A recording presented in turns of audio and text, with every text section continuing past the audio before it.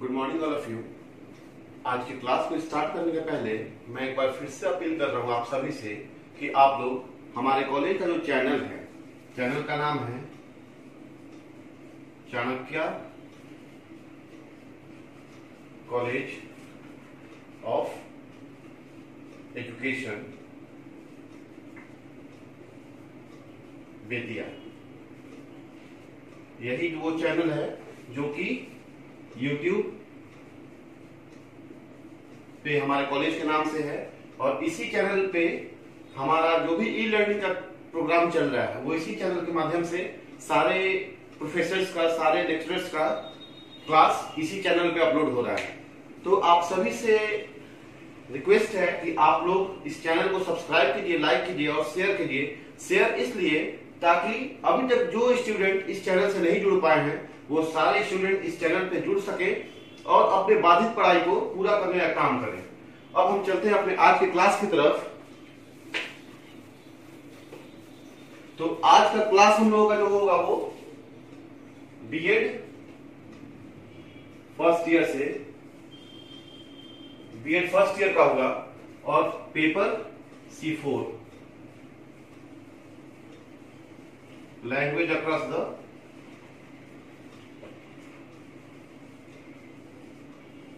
Curriculum. आज का class जो हम लोगों का होगा लैंग्वेज अक्रॉस द करिकुलम, पाठ्यक्रम में भाषा। इसके अंतर्गत हम लोग यूनिट फर्स्ट को देखे थे जिसमें जिन प्याजे का संज्ञानात्मक विकास, इंटेलेक्चुअल डेवलपमेंट क्या है उसके बारे में लास्ट क्लास में चर्चा हुई थी। लेकिन आज जिस टॉपिक पे हम लोग बात करेंगे, जिस टॉपिक को हम लोग डिस्कस करेंगे वो भी टॉपिक अपने आप में बहुत ही इंपॉर्टेंट है और खास है एग्जाम के लिए। तो आज का जो टॉपिक है हमारा वो है बच्चों में भाषाई विकास, अर्थात लैंग्वेज डेवलपमेंट किस चीज का,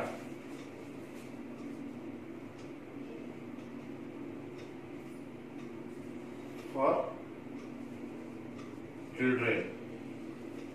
तो हम कह सकते हैं लैंग्वेज डेवलपमेंट फॉर चिल्ड्रेन। तो आज हम लोग इसी के ऊपर डिस्कस करेंगे। तो आइए हम लोग देखते हैं कि कैसे बच्चों में भाषाई विकास किया जा सकता है या बच्चों का जो भाषाई विकास है, बच्चों के अंतर्गत जो भाषा का विकास होता है वो कैसे होता है। तो उसके कुछ नियमबद्ध चरण हैं जिसके कारण बच्चों का भाषा विकास हो पाता है। तो अब हम देखेंगे कि बच्चों में भाषाई विकास, लैंग्वेज डेवलपमेंट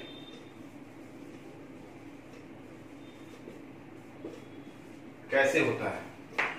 तो उसके कुछ नियमबद्ध चरण हैं और उसी चरण में है पहला श्रवणेंद्रियों द्वारा भाषा विकास। जो हमारे पास 5 इंद्रियां है उसमें सुनने वाला जो इंद्रिय है अर्थात हमारा कान, उसके द्वारा भाषा विकास। दूसरा जो है वह है उच्चारण और बोलने का भाषा अभ्यास, अर्थात उच्चारण करके और बोलने के क्रम में भाषा का जो विकास होता है उसके लिए है। थर्ड जो पॉइंट है वह है पढ़कर भाषा सीखना, अर्थात किसी भी चीज को पढ़कर हम भाषा सीख सकते हैं। और जो लास्ट हम देखेंगे वो है लिखकर भाषा सीखना, अर्थात जब पढ़ लेंगे तो उसको लिखकर हम भाषा सीखने का अपना कार्य कर सकते हैं और अपने भाषाई विकास को, बच्चों के भाषाई विकास को पूरा कर सकते हैं। अब हम बिंदुवार देखेंगे कि किस बिंदु के अंतर्गत हम लोग क्या जान सकते हैं और किस बिंदु के अंतर्गत हम लोग किस नियम को देख सकते हैं। पहला जो है श्रवणेंद्रियों द्वारा भाषा विकास। श्रवणेंद्रियों में कौन सा इंद्रिय आएगा? कान।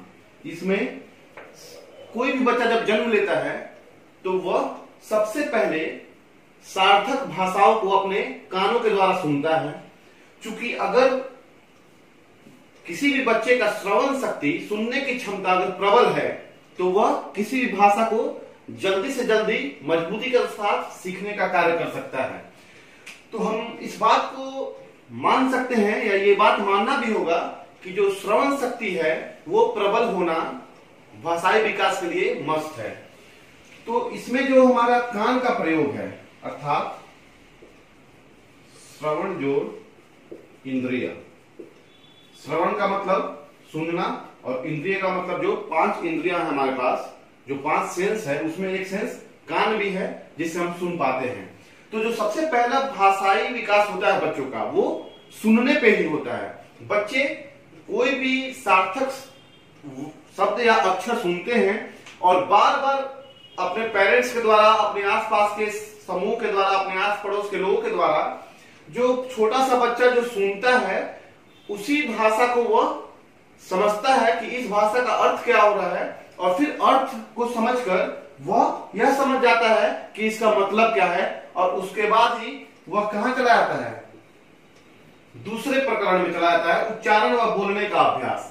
क्योंकि जब तक बच्चा सुनने का क्षमता नहीं रखता है तब तक वह बढ़िया ढंग से उच्चारण करने का भी क्षमता नहीं रखता है। तो इसमें और भी देखने वाला बात यह है कि श्रवण इंद्रिय मतलब सुनने का जो भाषाई विकास है, सबसे पहले कौन आता है, सुनने का।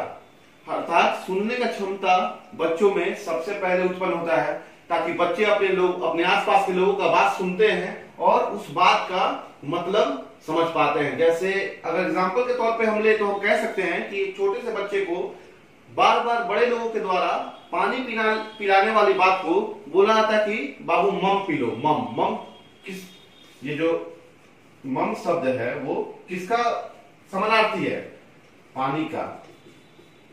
तो पेरेंट्स को जब भी पानी पिलाना होता है तो वो बच्चे से क्या बोलता है, मम ले लो। तो बच्चा क्या समझता है कि मम का मतलब, जब मम का बात होता है तो हमें पानी पीने के लिए मिलता है। तो वही बच्चा जब थोड़ा सा बड़ा हो जाएगा तो मम का उच्चारण करने लगेगा। सबसे पहले उच्चारण बच्चा क्या करता है, निरर्थक शब्दों का करता है। जिस शब्द का कोई मतलब नहीं बनता है वो बच्चा बलबलाएगा पहले। जो भी बच्चे के मुंह से निकलेगा उसका कोई मतलब नहीं रहेगा, लेकिन वही धीरे धीरे बच्चा का जब इंटेलेक्चुअल डेवलपमेंट होगा, बच्चा का जब बौद्धिक विकास होगा और वह बच्चा समझने लगेगा, किसी की बातों को सुन के समझने लगेगा कि इस वर्ड का मतलब ये है, इस शब्द का अर्थ ये है, तो वह बच्चा निरर्थक शब्द से आगे बढ़ के सार्थक शब्दों का प्रयोग करने लगेगा। अर्थात मम को मम बोलेगा, दादा का जो उच्चारण होता है उसके बाद समझ जाएगा कि इस आदमी को देख के हमको दादा का उच्चारण करना है। वैसे ही अपने और भी पेरेंट्स के लिए वो सेपरेट वर्ड का चयन करके उसे बोलने लगेगा। तो पहला जो बच्चों का जो भाषाई विकास का क्रम है, उसमें पहला क्रम यही है कि उसका सुनने का क्षमता ज्यादा होना चाहिए। उसके बाद जो हम आते हैं दूसरे क्रम में, तो वो क्या है, उच्चारण व बोलने का अभ्यास। अर्थात जब वह किसी भी शब्द का मतलब समझने लगेगा, उसका अर्थ समझने लगेगा, तो वह क्या करेगा, निरर्थक शब्दों को छोड़कर सार्थक शब्दों का उच्चारण करने लगेगा। तो यहाँ पे ये उच्चारण कहां डिनोट करेगा, भाषाई विकास को। वह बच्चा अपने भाषा को विकसित करने लगेगा, बोल के उच्चारण करेगा, उसको बार बार दोहराएगा। एक ही चीज का अभ्यास यहाँ है ना, बात अभ्यास का, उच्चारण व बोलने का अभ्यास। किस चीज का अभ्यास, उच्चारण करने का अभ्यास और बोलने का अभ्यास। किसी भी बात को बार बार दोहराएगा। तो हम सभी जानते हैं कि मनुष्य के जीवन में कोई भी काम जटिल से सरलता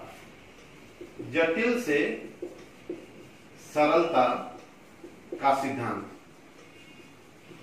जटिल से सरलता का सिद्धांत। अर्थात बच्चे को पहले कोई भी वर्ड बोलने में बहुत ज्यादा परेशानी होगी, जटिल समस्या होगी उसके सामने, लेकिन वह जब अभ्यासरत निरंतर अभ्यास में रहेगा तो वो जटिल चीज वो उसको बार बार बोलते वही चीज बाद में आसान हो जाएगा। जैसे एग्जांपल हम लोग देखते हैं ना कि हम लोग जब साइकिल सीखने जाते हैं तो पहले बार बार गिरेंगे पड़ेंगे, उसके बाद धीरे धीरे साइकिल सीखने के क्रम को पूरा करेंगे और फाइनली जब हम लोग साइकिल सीख लेते हैं तो कहीं भी किसी प्रकार के भी रोड में उसको लेके हम लोग जा सकते हैं, चला सकते हैं। तो ठीक उसी प्रकार से यहाँ भाषा के ऊपर भी काम करता है जटिल से सरलता का सिद्धांत। बच्चा जो छोटा है पहले बोलने में वो असमर्थ रहता है, लेकिन फिर धीरे धीरे वो बोलना प्रारंभ कर देता है।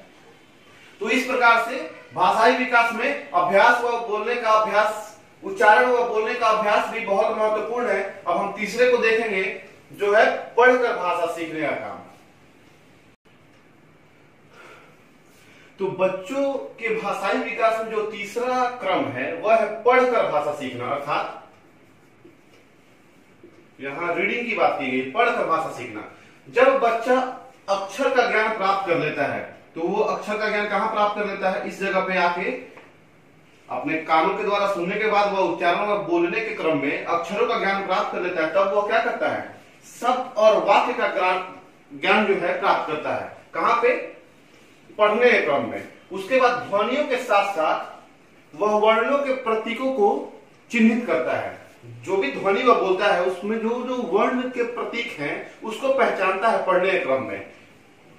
उसके बाद शब्द और वाक्य का ज्ञान वह कब प्राप्त करता है, जब वह निरंतर अभ्यास करेगा पढ़ने का, तब वह शब्द और वाक्य का ज्ञान अर्थात शब्द और वाक्यों का जो अर्थ है उसको क्या, किस शब्द का क्या अर्थ है और किस वाक्य का क्या अर्थ है, वह पढ़ने के क्रम में बहुत ही अच्छे ढंग से अपने भाषा को विकसित कर लेगा। उसके बाद जो सबसे इंपॉर्टेंट है पढ़ने के क्रम में वह है गति और लय। क्योंकि हम सभी जानते हैं कि अगर पढ़ने का क्रम सही है तो कोई भी सुनना चाहता है कि सामने वाला अच्छा पढ़ रहा है।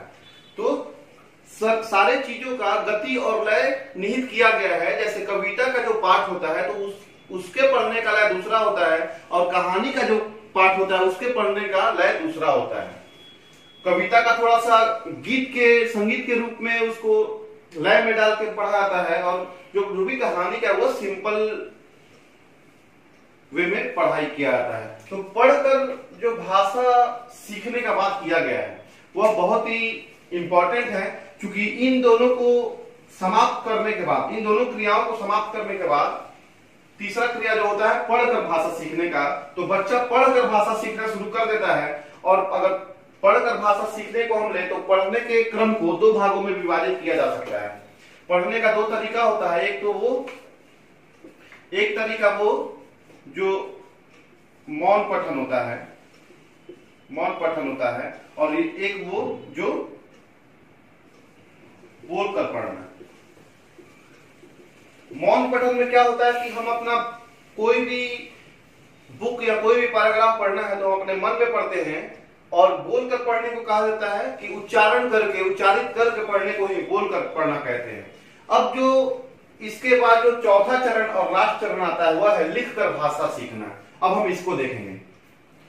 अब जो लास्ट चरण है वह है लिखकर भाषा सीखना, अर्थात राइटिंग स्किल की बात की गई है। यहाँ राइटिंग स्किल की बात की गई है।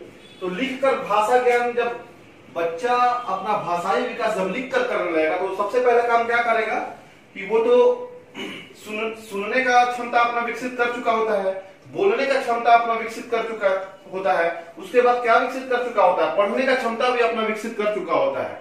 उसके बाद जो लास्ट क्षमता उसको विकसित करना हुआ है लिखकर भाषा को विकसित करना, अर्थात वह सब कुछ लिख सके। तो वहां पे इंपॉर्टेंट क्या हो जाता है कि पढ़ना और लिखना, जो पढ़ना है और जो लिखना है वह काम, वह क्रिया साथ साथ होने लगती है।